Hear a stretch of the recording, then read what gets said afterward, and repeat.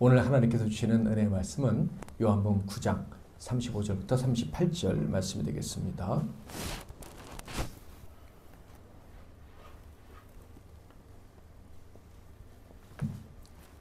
요한복음 9장 35절부터 38절 말씀까지 제가 봉독해 드리겠습니다.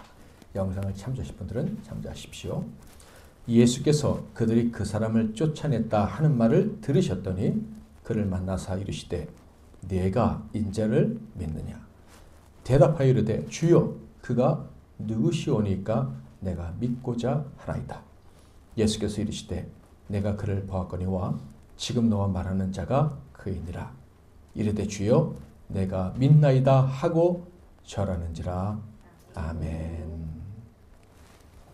오늘은 내가 인자를 믿느냐, 내가 인자를 믿느냐라는 제목으로 하나님 말씀을 상고하겠습니다.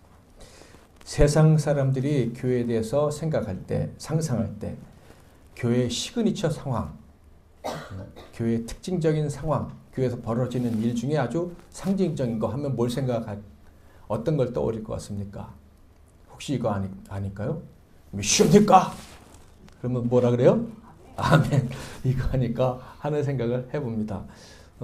여러분 교인들이라 그렇게 생각을 안 하시는 것 같은데, 여러분 이런 상황을 세상 사람들이 생각할 때 어떻게 생각할 것 같아요? 믿음을 강요하는 듯한 그런 느낌을 받지 않을까? 그리고 믿습니까? 할 때 그냥 아멘 하면 완전히 비이성적이고 비논리적인 사람들이다. 그래서 기독교인들은 말이 안 통해. 이렇게 생각하지 않을까 혼자 상상을 해 봤습니다. 그런데요, 성경을 보면요, 믿습니까? 하는 장면이 사실 많이 나옵니다. 특별히 예수님께서 이 땅에 계실 때 사람들에게 물어보셨어요. 내가 믿느냐? 아멘 하면 믿음이 너를 구원하였으니 평안히 가라. 예수님이 믿음을 요구하셨다는, 그냥 어떻게 보면 그냥 무작정 믿음을 요구하시는 듯한 장면들이 성경에 많이 나옵니다. 사실 가만 생각해 보면 이건 참 이상한 일이기도 해요. 유대인들의 입장에서 보면. 왜냐하면 그때 사람들은 다 하나님을 믿었습니까? 안 믿었습니까? 자기네들만 믿음이 있다고 생각했던 사람들이에요. 근데 예수님이 네가 믿느냐라고 물을 때 이건 그 사람들에게는 사실은 어떤 무지성적인 답을 요구하는 것이라기보다는 네가 진짜 믿냐? 너 믿음이 진짜냐? 이런 아주 심한 의미가 있었다라고 생각을 합니다. 특별히 예수님이 내가 믿느냐라고 질문하셨을 때는요, 아주 중요한 의미가 담겨 있었습니다. 그게 뭐냐면 네가 죄 용서받았음을 믿느냐, 이런 뜻이에요.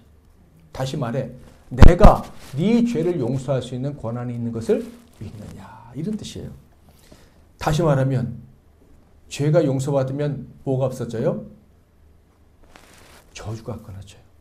하나님과 분리된 상태에서 벗어나서 하나님과 교제할 수 있는, 여러분 지난 수련회 때 우리 품격에 대해서 말씀 나눴잖아요. 하나님과 교제할 수 있는 격을 갖추는 게 믿음이다라는 거예요. 여러분 이 말씀 아십니까? 혼인잔치를 벌였는데 다 오라 그랬더니 안 왔어요. 근데 길에 나가서 아무나 오라 그랬더니 결국 몇 사람이 왔는데 그 온 사람 중에서도 쫓겨난 사람도 있었습니다. 어떤 사람들입니까? 예복을 입지 않은 사람, 품격을 갖추지 않은 사람들은 기껏 초청받고 왔어도 쫓겨났어요. 그 예복이 뭐냐 하면 결국 믿음이잖아요. 믿음. 주님이 내 죄를 용서하셨다. 하나님이 나를 깨끗하게 하셨기 때문에 나를 받아주실 것이다 라는 이 믿음, 그 믿음의 옷을 입지 않으면 천국 문에 가서도 들어가지 못하고 쫓겨난다, 이런 말씀이에요. 여러분 제가 묻겠습니다. 여러분 믿습니까?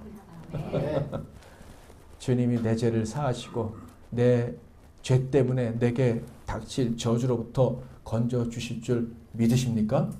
아멘. 우리가 믿습니다 할 때 믿음은 바로 이런 거예요. 마태복음 9장에 보면 예수님께서 놀라운 일을 행하시고 이 일의 의미를 가르쳐 주시는데요. 9장 2절에 보면 침상에 누운, 여러분 소리가 좀 울리질 않나요? 네. 많이 울리면 이제 졸리니까 좀 안 울리겠어요? 침상에 누운 중풍병자를 사람들이 데리고 오거늘 예수께서 그들의 믿음을 보시고 중풍병자에게 이르시되 작은 자야 안심하라 내 죄사함을 받았느니라. 자, 뭘 보셨다고요? 믿음을 보셨어요. 그 다음에 뭐라 그러셨어요? 죄사함을 받았. 믿음을 보시고 야, 네 믿음이 너를 구원하였으니 침상 들고 가. 네가 고침받았어. 하지 않으시고 뭐라 하셨어요? 내 죄사함을 받았느니라. 믿음은 주님이 죄를 용서하시고 그 죄가 용서받았기 때문에 운명이 바뀔 수 있다라는 사실을 인정하는 것. 그게 믿음입니다. 예수님이요. 내 죄사함을 받았느니라 라고 얘기하시자 그 옆에 있던 서기관들이 속으로 생각했어요. 아니 이 예수 지가 뭔데 죄를 사해? 신성 모독 이도다 이렇게 생각을 했더니 예수님이 그들의 생각을 하시고 이렇게 말씀하십니다. 죄사함을 받았느니라 하는 말과 일어나 걸어가라 하는 말 중에 어느 것이 쉽겠느냐? 어느 것이 쉽습니까? 일어나 걸어가라 하는 말이 쉬워요. 죄사함 받았느니라 하는 말은 아무나 할 수 있는 말도 아니고 그 말 했다가 괜히 시비 걸릴 수도 있는 말이에요. 그런데 예수님 뭐라 하셨다고요? 내 죄사함을 받았느니라. 그렇게 말씀하신 더 어려운 말씀하신 이유는 6절 같이 읽겠습니다. 시작. 그러나 인자가 세상에서 죄를 사하는 권능이 있는 줄을 너희가 알게 하려 하시고 중풍병자에게 말씀하시되 일어나 네 침상을 가지고 집으로 가라 하시니. 아멘. 믿음 바로 죄 용서에 대한 믿음인 줄 믿습니다. 죄 용서 받았기 때문에 운명이 바뀔 수 있다는 믿음이에요. 자, 이번 한 주 동안 죄 하나도 안 지신 분 손 들어보세요. 다 죄를 지셨구나. 혹시 내가 잘못한 것 중에 이 죄는 이런 잘못 혹은 이런 실수는 하나님께서 내게 주실 복을 막을 것 같아. 하나님이 나한테 은혜를 주시려고 하셔도 내가 이런 생각, 이런 행동을 했기 때문에 하나님이 은혜를 안 주실 것 같아. 그런 죄나 실수를 범하신 분이 계십니까? 그런 악한 생각 하신 분이 계십니까? 그런 분에게 제가 묻겠습니다. 여러분, 믿습니까? 믿습니까? 믿습니까? 무엇을 믿어요? 내 죄를 용서하시고 나를 새롭게 하실 주님을 믿는 거예요. 여러분, 우리는 주님은 매일 용서하십니다. 매일 새롭게 하십니다. 매일 용기를 주시는 분입니다. 아멘. 우리가 믿는 부분은 바로 그분, 무한한 사랑을 베푸시는 하나님 아버지를 우리가 믿는 거예요. 그리고 그 아들 예수 그리스도를 믿는 거예요. 이렇게 인정하면 구원을 받고 도움을 얻는데 아무나 할 수 있는 것은 아니죠. 어떤 사람이 주님이 나를 용서하실 줄 믿고 주님이 날 용서하셨기 때문에 나는 저주에 사로잡히지 않고 혹은 큰 실수에서도 다시 일어날 줄 믿습니다 라고 고백할까요? 바로 믿음을 은혜로 선물 받은 사람들. 자, 에베소 2장 8절 같이 읽겠습니다. 시작. 너희는 그 은혜에 대하여 믿음으로 말미암아 구원을 받았으니 이것은 너희에게서 난 것이 아니요 하나님의 선물이라. 아멘. 여러분, 예수님을 믿습니까? 아멘. 그 믿음을 고백하고 그 고백 때문에 죄 용서받고 하나님의 은혜를 계속 누릴 사람들은 은혜를 입은 사람들이에요. 하나님이 택하셔서 은혜 주시로 작정하셨기에 죽을 때까지, 아니 천국 가도록 은혜 받기로 예정된 사람들이기 때문에 믿음을 갈 수 있는 거예요. 지난주에 극적으로 운명이 바뀐 한 여인에 대한 말씀을 들었습니다. 간음하다 현장에서 잡혀 돌에 맞아 죽을 뻔했던 그 여인. 그런데 그 여인을 주님이 구원하셔서 어떻게 해요? 나도 너를 정죄하지 아니하노니. 죄를 용서하셨다는 거예요. 죄를 용서하셨다는 거예요. 그리고 뭐라 그러셔요? 다시는 죄를 짓지 마라. 이제 죄와 멀어져서 새로운 삶을 살아라. 넌 그렇게 살 수 있어. 기회가 또 주어진 거야. 이렇게 말씀을 하신 거예요. 예수님이 그렇게 말씀하실 수 있었던 이유가 뭐라 그랬습니까? 8장 12절 아주 중요한 말씀 같이 읽겠습니다. 시작. 예수께서도 말씀하여 이르시되 나는 세상에 비치니 나를 따르는 자는 어둠에 다니지 아니하고 생명의 빛을 얻으리라. 아멘. 여러분, 이제부터 빛, 나는 세상의 빛이다 할 때 그 빛만 생각하면 어떤 단어를 떠올려야 된다 그랬습니까? 길. 그렇죠? 빛이 비쳐야 길을 제대로 갈 수 있잖아요. 그거를 하나 더 추가를 한다면 법입니다. 법. 인생을 올바로 살아가는 법. 근데 유대인들은 인생을 믿음의 길을 올바로 걸어가는 법을 뭐라고 생각했어요? 율법이라고 생각했어요. 율법. 그러나 예수님 오시면 율법이 어떻게 돼요? 율법이 없어지진 않지만 예수님의 법은 율법보다 큰 거예요. 왜 하나님 율법을 주셨어요? 인간들이 죄를 지니까 율법을 주신 거예요. 죄 짓지 말라고, 죄를 회개하라고. 그런데 하나님의 법은 그 죄인들에게만 국한된 법이에요? 하나님은 죄인들만 다스려요? 온 우주 만물을 다스리잖아요. 이 하나님의 법은 율법보다 훨씬 큰 거예요. 그분이 오셔서 용서하시면 율법으로 아무리 죄했다 해도 이게 비빌 수도 없는 거야. 그 법 근처에 갈 수도 없는 거예요. 그 법은 그냥 거의 폐기된 것과 같은 조건이 되는 거예요. 예수님이 빛이셔요. 그 빛이 오셔서 이 여인의 죄를 용서하시고 넌 이제 새로운 삶을 살 수 있어. 넌 새로운 길을 갈 수 있어 하면 그 누구도 대항할 수 있어요? 없어요? 없죠. 그래서 율법에 의해서 그냥 돌을 들고 혈기방장해가지고 막 이렇게 왔던 사람도 예수님 한마디에 돌을 놓고 다 떠나갔잖아요. 주님의 법이, 하늘의 법이 얼마나 대단한지 주님이 뭐 칼을 들고 얘기하지 않으시, 뭐 싸우지 않으셔도 사람들이 그냥 굴복할 수밖에 없었다. 예수님은 태초부터 계셨던 말씀 소리라 그랬어요. 그 말씀 안에 뭐가 있다? 빛이 있고 생명이 있다. 길이 있고 생명은 하나님과 교제하는. 그래서 하나님과 교제하면서 영원히 살 수 있는 그 길이 말씀이신 소리신 예수님 안에 있다.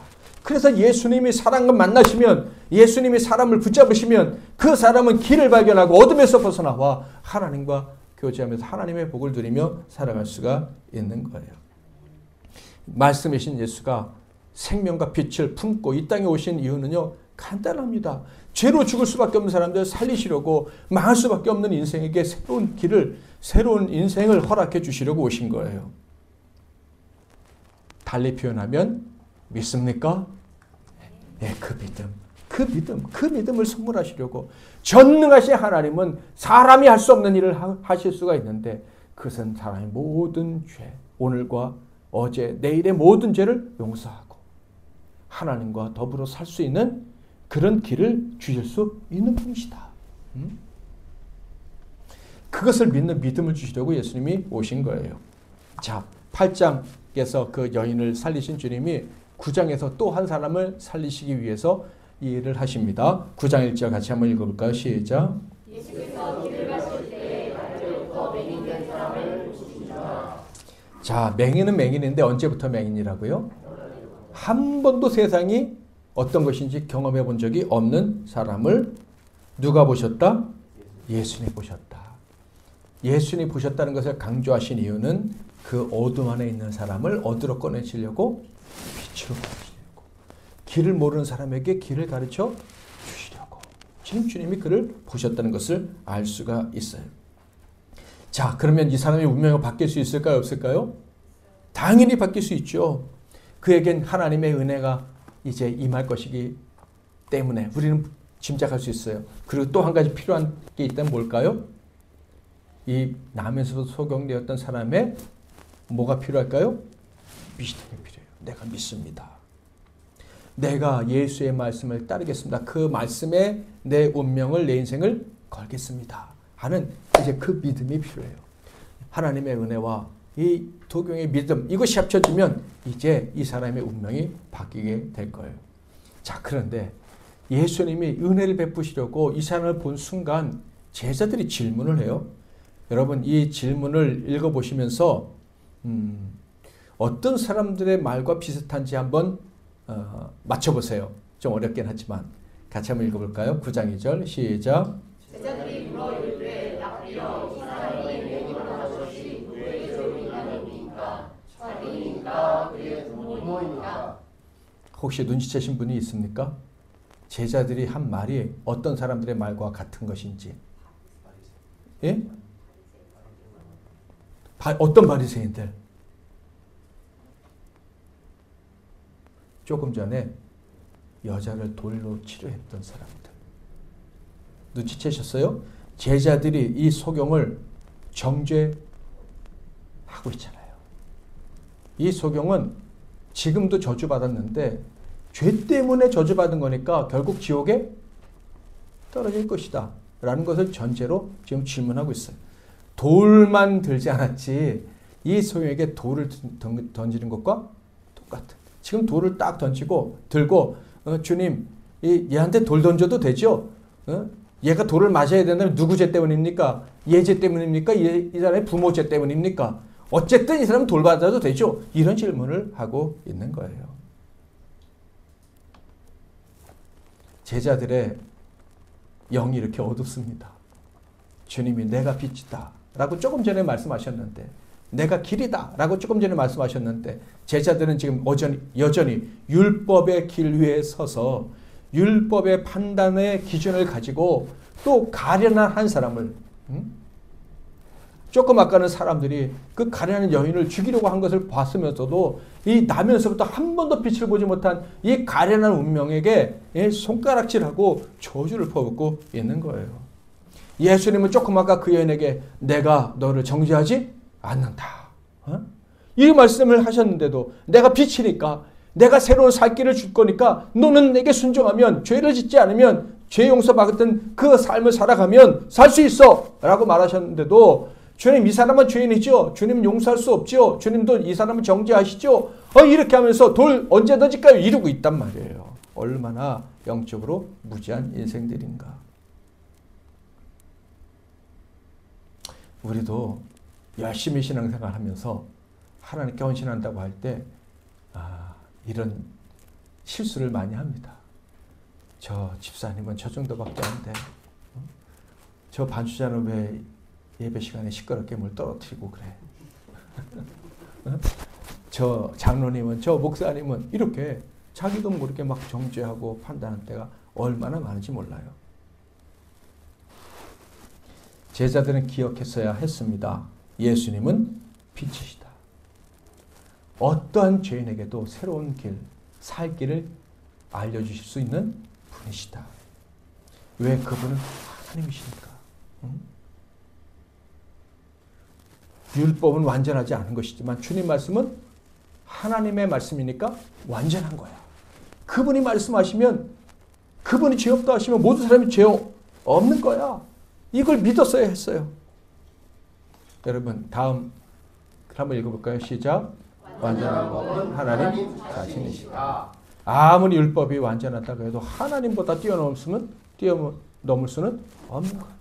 왜 예수님이 하필이면 다른 날 고쳐주셔도 되는데 안식일에 병을 고쳐준 적이 많아요? 왜 이 분쟁을 일으켜요? 새로운 종교를 창조하시려고? 아니에요. 새로운 종교를 창조하려고 했던 사람이었다면 그것 때문에 한 번, 두 번 어기면 바로 돌에 맞아 죽었을 거예요. 그런데 사람들이 예수님을 잡으려고 했지만 잡을 수도 없었어요. 예수님이 분쟁을 일으킬 걸 아시면서도 안식일에 고치신 이유는 내가 하나님이다. 내가 만군의 주다라는 사실을 세상에 알리시기 위함이었어요.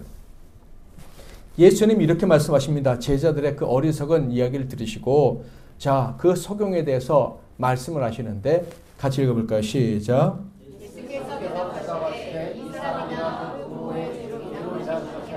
그에게서 하나님이 하시는 일을 나타내고자 하십니다. 아멘. 하나님이 하시는 일이 어떤 것인지, 도대체 하나님이 하시는 일이 뭔지 이 소경을 통해서 보여주시려고 하신 것이지, 이 소경이 죄 때문에 소경이 된 게 아니야 라는 말씀하셔요. 그리고 4절에는 때가 아직 낮음에 나를 보내신 이의 일을 우리가 하여야 하리라. 밤이 오리니 그때는 아무도 일할 수 없느니라.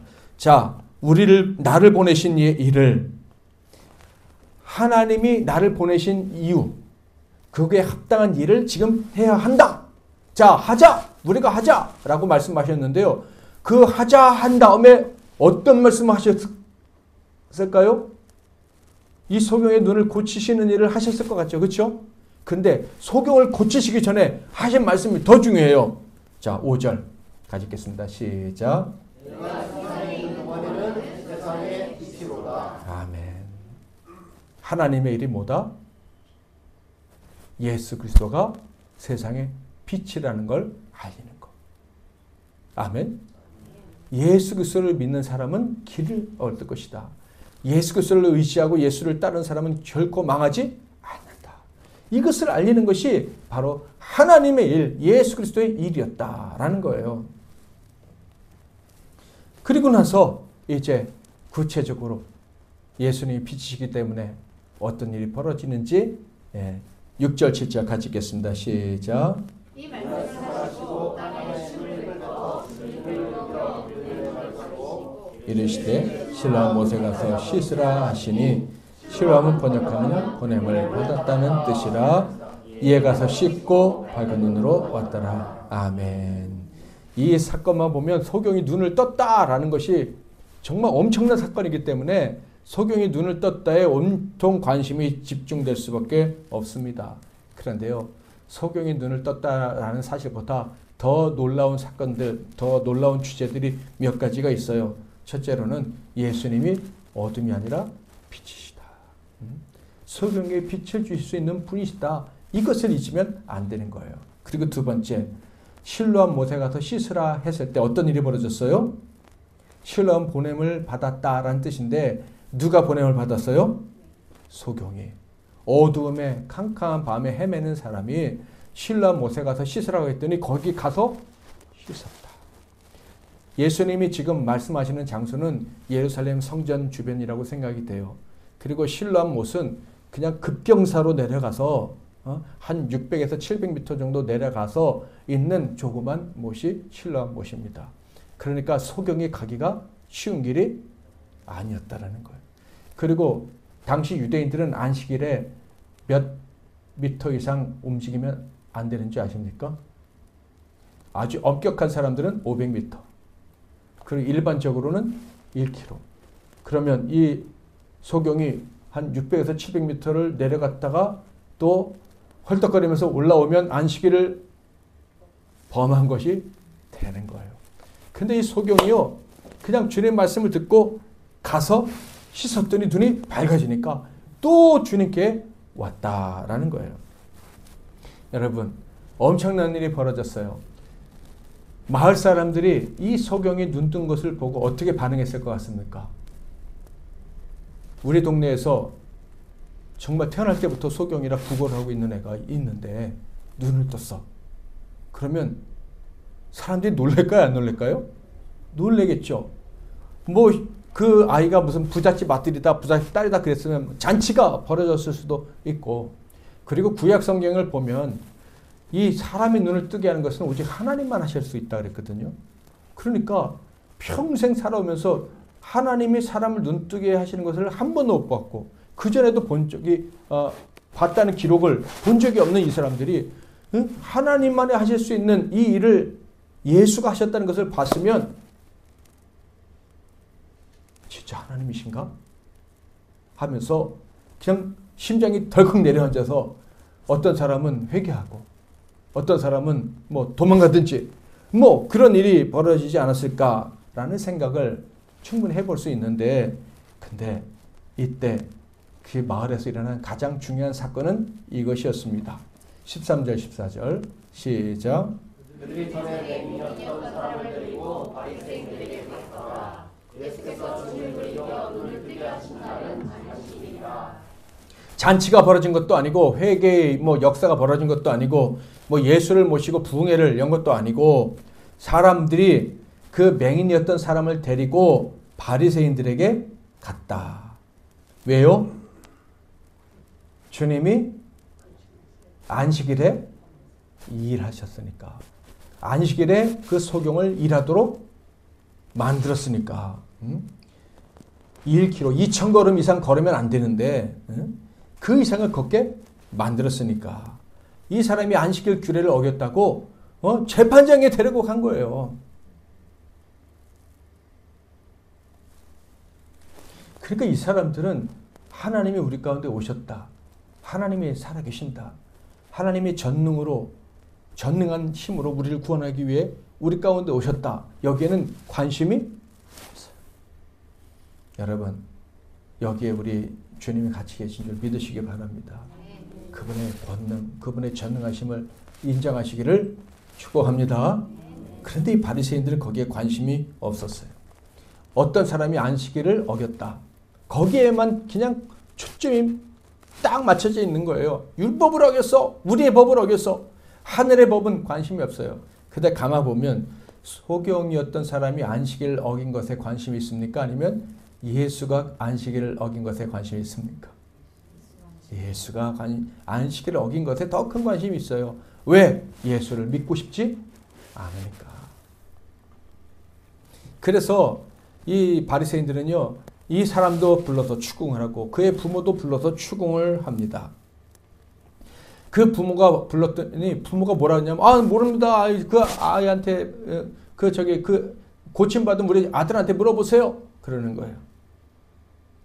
이 맹인이었던 사람은요, 눈이 감겨 있을 때도 진짜 자기 편이 없었던 것 같은데, 눈을 뜬 다음에도 하나님의 은혜를 입은 다음에도 자기 편은 없는 것 같아요. 예? 정말 외로운 인생이야.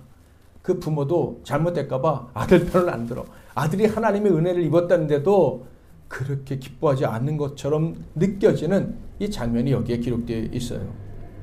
그래서 바리새인들이 또다시 이 소경을 부르는데 어떻게 대화가 이루어지느냐 하면 24절 25절에 보면, 이에 그들이 맹인했던 사람을 두 번째 불러 이르되 너는 하나님께 영광을 돌리라. 우리는 이 사람이 즉 예수가 죄인인 줄 아노라. 대답하되 그가 죄인인지 내가 알지 못하나 한 가지 아는 것은 내가 맹인으로 있다가 지금 보는 그것이니이다. 바리새인들이 이스라엘 말을 듣고 망연자실했을 거예요. 왜냐하면 바리새인들의 목적은 너 안식일 어겼지? 누구 때문에 안식일 어긴 거야? 예수 때문에 안식일 어겼지? 예수를 고발해. 그러면 우리가 예수를 잡아서 재판해서 형을 씌울 거야. 그런데 이 사람이 예수를 고발 안 하겠다는 거예요. 그가 죄인이 아니라는 거예요. 그가 죄인인지 아닌지 당신들의 말을 들으면 뭐 그럴 수도 있고 아닐 수도 있지만, 내가 봤을 때는 그가 죄인이 아니고 내가 아는 것은 그가 내 눈을 뜨게 했다는 것. 당신들이 말한 대로 하나님의 아들이 아니면 절대 할 수 없는 일, 하나님이 아니면 할 수 없는 일을 그가 했다는 것, 내가 그것밖에 모릅니다 라고 하니까 27절 28절 대답하되 내가 이미 일렀어도 듣지 아니하고 어찌하여 다시 듣고 자 하나이까? 당신들도 그의 제자가 되려 하나이까? 그들이 바리새인들이 욕하여 이르되 너는 그의 제자이나 우리는 모세의 제자라. 모세가 율법을 만들었으니까 우리는 율법만 따를 거야. 하나님의 법, 새로운 법 필요 없어. 이렇게 얘기한 거예요. 그리고 34절 그들이 대답하여 이르되 내가 온전히 죄 가운데서 나서 우리를 가르치느냐 하고 이에 쫓아내어 보내니라. 이 사람들은 한 사람이 눈을 떴다는 것에 대한 감사가 전혀 없는, 정말 사랑이 없는 신앙인들이라는 것을 알 수가 있어요. 그 사람들은 한 사람에게 새 생명 주신 그 예수를 믿기를 거부하고 모세의 율법만 따르겠다. 즉 우리 어둠 속에 계속 머물겠다라고 선언했더니 예수님이 뭐라고 말씀하신 줄 아십니까? 9장 제일 마지막에 이 사람들에 대해서 이렇게 얘기를 하셔요. 이건 같이 한번 읽어볼까요? 시작. 예수께서 이르시되 내가 심판하러 이 세상에 왔으니 보지 못하는 자들은 보게 하고 보는 자들은 맹인이 되게 하려 함이라 하시니 바리새인 중에 예수와 함께 있던 자들이 이 말씀을 듣고 이르되 우리도 맹인인가? 예수께서 이르시되 너희가 맹인이 되었더라면 죄가 없으려니와 본다고 하니 죄가 그대로 있느니라. 참 빛이신 예수님을 거부한 사람들은요, 보아도 보지 못하는 눈뜬 소경이다. 자기는 바르게 살고 있다고 생각할지 모르지만 그들은 빛의 길이 아니라 어둠의 길을 걸어가는 자들일 뿐이다. 이렇게 말씀을 하십니다.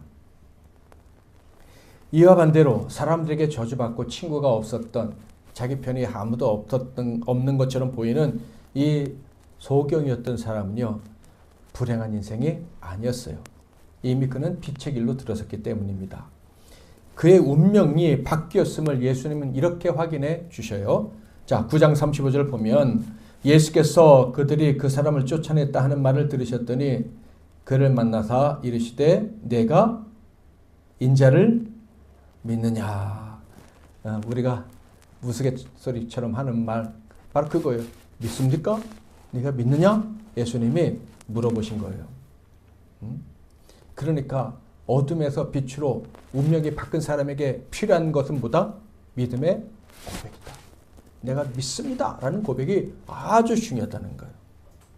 여러분, 여러분이 예수님이라면 이 소경이요 눈 뜨고 갔잖아요. 그렇죠? 그리고 사람들에게 막 불려다니면서 좀 고초를 겪었잖아요. 그리고 부모님도 난 쟤에 대해서 잘 몰라요 하면서 좀 서운하게 했잖아요. 그렇지만 보지 못했던 것들을 봤어요. 하늘도 보고 별도 보고 해도 보고 달도 보고 새로운 경험들을 엄청 많이 하면서 야 이게 세상이구나 했을 거 아니에요. 자, 여러분이 예수님이라면 무슨 질문을 하겠습니까?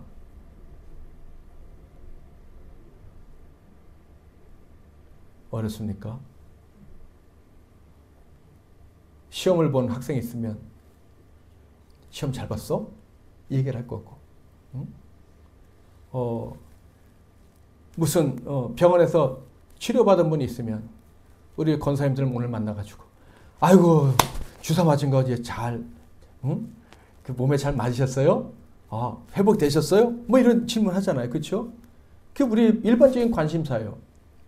이 소경이 눈 뜨고 나서 얼마나 많은 경험을 했겠어요. 제가 예수님, 사랑이 많은 예수님이라면 참 궁금한 게 많았을 것 같아. 야, 네가 세상을 보니 어떻니? 세상이 네가 생각했던 것처럼 좋니? 태양을 봤을 때 기분이 어땠어? 눈이 부셨지? 달을 봤을 때는 어땠니? 밤에, 깜깜한 밤에 떠있는 달과 별, 그것을 보니까 어떤 생각이 들디? 꽃은 네 상상하는 것과 같았어? 엄마 아빠 얼굴은 어땠어? 사람들이 널 불러서 추궁했다는데 많이 속상했지? 질문할 게 얼마나 많이 있었겠어요. 그런데 예수님이 뭐라고 질문하셨다고요? 내가 인자를 믿느냐?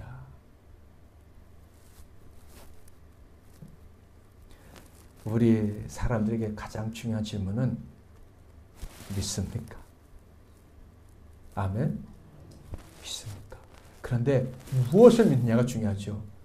뭐 어떤 분은 덮어놓고 믿는다 뭐 그러긴 하지만 예수님 무엇을 믿는지 정확히 알려주셨어요. 자, 볼까요? 누구를 믿느냐?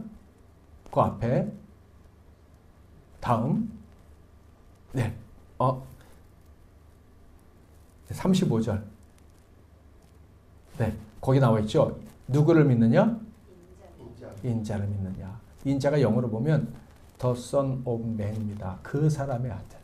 그러니까 사람의 아들인데 유일한 사람의 아들.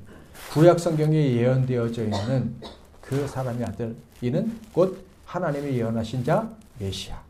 하나님이 인간의 몸을 입고 오셔서 사람들을 하나님의 권능으로 구원하실 그분 메시아를 이야기를 하는 거예요. 제일 중요한 게 믿음인데 누구를 믿는 믿음이냐? 예수가 그리스도시다. 하나님의 아들이시다라는 것을 믿는 믿음이에요. 여러분, 베드로가 왜 반석이 되고 그 반석 위에 교회를 지은다고 주님이 말씀하셨어요? 너희는 날 누구라 하느냐 할 때 베드로가 뭐라고 말했어요? 주는 살아계신 하나님의 아들. 주는 그리스도, 즉 메시아. 메시아고 살아계신 하나님의 곧 하나님입니다 라고 고백했기 때문에 네가 그렇게 고백한 것은 하나님이 가르쳐 주셔서 고백한 것이다. 그게 진짜 믿음이다. 예수님이 말씀을 하셨던 거예요. 예수님이 묻습니다. 네가 인자를 믿느냐? 그랬더니 이 소경이요, 뭐 공부도 못했을 것이고 구걸만 하며 살았겠지만 그도 들었던 게 있었던 것 같아요. 뭐냐 하면 그 사람의 아들이 온다는 거예요. 메시아가 진짜 오실 거라는 거예요. 그걸 알고 있었던 거예요. 그래서 자 36절 이것이 저와 여러분의 고백이 되길 바라면서 한번 읽어보겠습니다. 시작. 대답하여 이르되 주여 그가 누구시오니까 내가 믿고자 하나이다. 아멘. 여러분, 우리가 믿는 사람들이지만 진짜 뭘 믿는지 정확히 해야 돼요. 많은 사람들이 유대인들이 다 믿는다고 했지만 이 소경은요 그냥 아무거나 믿고 싶지 않았고 그를 믿고 싶었어요. 인자, 그 사람의 아들, 그 메시아, 진짜 구원자를 믿고 싶었던 거예요. 그러니까 이 소경은요 평생 눈을 감고 깜깜한 데 살아왔지만 눈 뜨고 성경을 공부한 사람들보다 더 똑똑하고 지혜로운 사람이었던 거예요. 더 진리에 대해서 가까이 갔던 사람인 거예요. 그가 뭐라고 말해요? 내가 그를 믿고 싶습니다. 그런데 그가 누군지 내가 모릅니다. 여러분, 만약에 소경이 눈을 뜨는 장면을 보고 예수를 메시아로 믿어야 한다면 소경이 먼저 믿었어야 했을까요? 아니면 성경을 많이 아는 사람들이 먼저 믿었어야 했을까요? 당연히 성경을 연구한 사람들이 메시아 하나님만 눈을 뜨게 할 수 있다는 것을 알고 있었으니까 너무나 잘 알고 있고, 그리고 눈 뜨고 세상을 돌아다니다 보니까 진짜 소경이 눈 뜨는 것을 본 적이 없으니까 그것을 보는 순간 이야 진짜 예수가 메시아인가 보다 하고 믿었어야 됐어. 정말 메시아를 믿고 싶은 마음이 있었더라면, 조금이라도 있었더라면 이 소경보다 먼저 내가 예수를 메시아로 인정합니다 라고 고백을 했어야 했었다라는 거예요. 그런데 오히려 그런 경험도 없고 눈을 감고 살았던 이 소경이 내가 그를 믿고 싶습니다 라고 고백을 했다. 이것은 바로 믿음은 아무나 가질 수 있는 것이 아니라 하나님이 은혜로 선물을 주셔야지만 갈 수 있다는 것을 보여주는 거예요.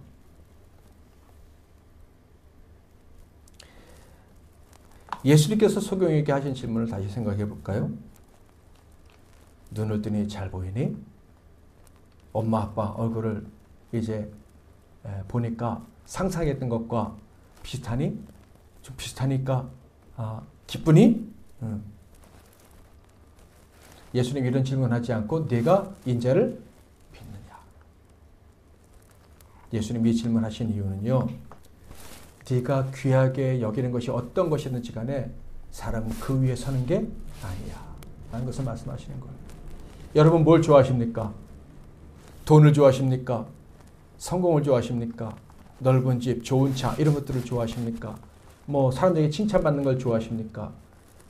그 위에 서는 것이 아니고 진짜 복된 인생은 믿음 위에 사는 거예요. 아멘. 어떤 상황이 벌어졌지 간에 내가 누구를 믿느냐? 인자, 그 사람의 아들 예수 그리스도가 하나님이심을 믿습니다. 어떤 상황이 벌어졌는지 간에 우리가 해야 될 가장 중요한 일은 예수를 믿는 것임을 아시기를 주님의 이름으로 축복합니다. 바리새인과 서기관들, 종교인들은요, 믿음이 중요하다고 늘 강조했어요. 그런데 그 믿음이 예수 앞에서는 아무런 쓸모가 없는 쓰레기였어요. 왜요? 인자, 그 사람의 아들 메시아를 믿는 믿음이 없었기 때문에. 오늘도 마찬가지입니다. 많은 사람들이 교회에서 예수 믿습니다. 믿습니까? 아멘! 하는데요, 뭘 믿는지 몰라. 뭘 믿는지 몰라. 요새 킹 오브 킹스라는 영화가 이제 나왔는데 말들이 많더라고요. 배급사가 무슨 몰명 보고 이 영화 내용을 보니까 뭐가 문제가 많고 뭐 그런 내용들이 있는데, 몇 가지 말씀을 드리면 사도 바울이 뭐라 그랬냐면, 엉터리 전도자들이 전도했을 때 저 사람은 믿음도 제대로 없는데 예수를 전도합니다 그랬더니 바울이 뭐라 그랬어요? 그래도 예수의 이름을 전하니 내가 기뻐하고 기뻐한다. 여러분, 그 영화를 만든 제작자, 그리고 뭐 원작자 찰스 디킨즈의 신앙, 그리고 배급사, 이게 다 문제가 있고 내용이 조금 문제가 있다고 해도 악한 사람들의 꾀가 거기에 들어가 있다 할지라도 절대 성공하지 못한다는 것을 기억하시기 바랍니다. 그 영화를 보고 예수가 참 좋은 분이구나. 그 영화를 제가 한번 얼핏 봤는데 그 영화가 예수는 그냥 선한 분이다. 예수는 사랑이 많은 분이야. 예수의 사회적 구원 이런 것만 강조한 것처럼 느껴진다 할지라도 예수가 너무 좋은 분이라는 거, 그것만 알려지는 것만으로도 나는 아주 좋은 것이고, 악한 자들은 괜히 만들었다. 악한 자들이 만들었다면 후회할 일이라 저는 그렇게 믿습니다. 만약에 그 영화에 빠진 것이 예수가 하나님의 아들이시다, 그게 빠진 것이 문제라면 우리가 믿으면 돼요. 우리가 예수는 하나님의 아들이심을 의심하지 않으면 됩니다. 아멘. 그 영화를 보면서 그 만든 사람은 뭐 그런 개념, 예수가 하나님의 아들이라는 것을 믿지 못하게 하려고 뭐 혹시 했다 할지라도 제가 잘 모르니까 그래도 우리는 예수가 하나님의 아들이심을 믿잖아요. 아멘. 그래서 그런 기적이 나타났다는 것을 우리는 알잖아요. 그러면 믿으면 되는 거예요. 여러분, 믿음은요 하나님의 선물인 줄 믿으시기 바랍니다. 제일 중요한 거는 인자를 믿는 거예요. 킹 오브 킹스 이런 거는 문제가 안 돼요. 아멘. 중요한 거는 내가 예수가 누구시냐? 그는 살아계신 하나님의 아들이시다. 우리의 죄를 언제나 용서하시고 우리를 저주에서 건지시는 분이시다. 이 사실을 믿고 의심하지 않으면 되는 거예요. 자, 37절 38절 시작.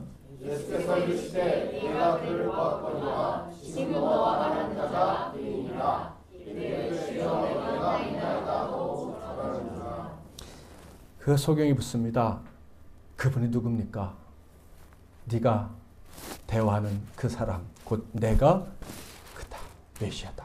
그랬더니 그 사람이 어떻게 했어요? 제가 이거 묵상하는데 그 장면이 상상이 되는 거예요.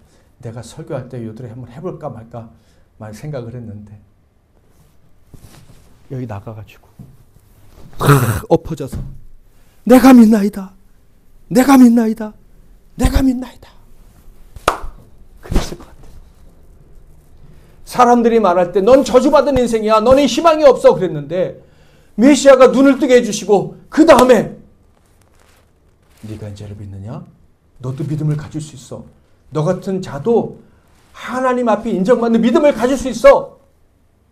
그 사람도 사마리아인처럼 똑같은 생각을 가지고 있었던 거예요. 나는 죄인인데 메시아가 오시면 나 같은 죄인도 하나님께 예배 드릴 수 있을지도 몰라. 사마리아인이 그 메시아 그가 오시면 우리가 예배할 수 있다고 했습니다. 내가 그다! 라고 했더니 사람들 불러서 우리가 이제 예배할 수 있어! 그랬잖아요. 이 소경도 나 같은 자도 믿고 구원받고 용서받고 천국 갈 수 있어. 메시아가 오시면 그렇게 될 수 있을지도 몰라. 그랬는데 예수님이 내가 그다 하니까요. 그 순간 그 앞에 눈을 떴던 그 감격보다 더 큰 감격이 찾아왔을 거예요. 눈을 떴을 때는 야, 내가 정말 복받은 사람이구나. 내가 정말 기적을 체험하다니. 그 정도 생각이었다면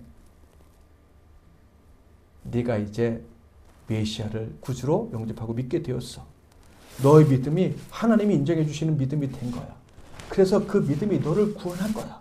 이런 엄청난 말씀을 듣는 순간에는 그 눈뜰 때 하는 비교할 수도 없는 감격이 그에게 찾아와서 내가 믿나이다.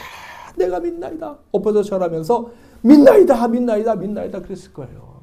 예수님이 변화산에서 내려오실 때 제자들이 귀신 들린 아이 못 고쳤잖아요. 그러니까 그 아버지가 못 고쳤습니다. 당신도 할 수 있습니까? 그랬더니 예수님이 믿는 자에게 능치 못한 일이 없느니라. 그랬더니 그 아버지가 뭐라 그래요?